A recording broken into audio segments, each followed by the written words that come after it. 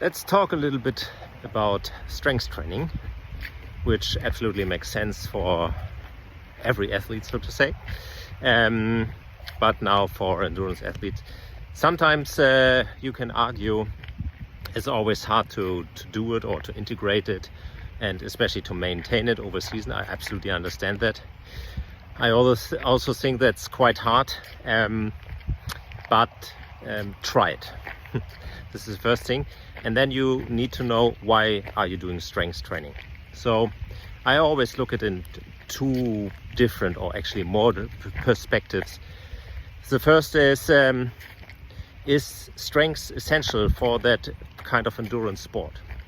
So do we have a track cyclist? Do we have a cross-country cyclist? Do we have a cyclocross specialist that maybe should improve their starting or stuff like that? So their strengths can be essential, yeah, especially explosive strengths and sprint stuff and things like that. So there you should look on the movement, especially the movement of the strength exercise you're doing. It should be fast. The movement speed, meters per second, should be pretty high. There are a lot of data about that, so look it up.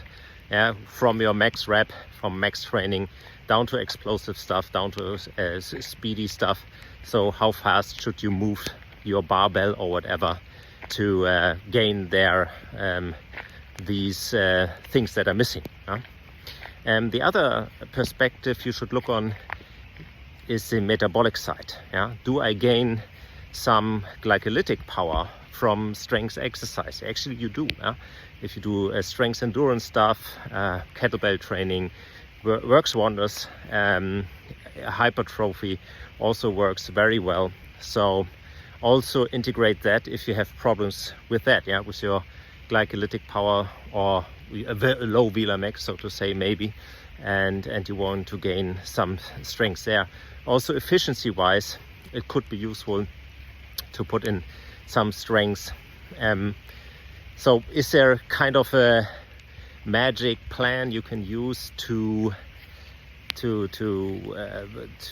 have kind of a training plan for strength training, integrating that into your endurance training? This is always hard to tell. As I mentioned, we all are different athletes, we all are different endurance athletes, but there are some ideas from good trainers.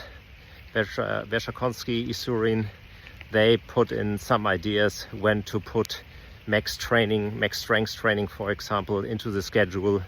I think they say it's something during aerobic base training, or maybe even sprint training, very short one, lactocytic training. So all these kind of things you can read and look at it.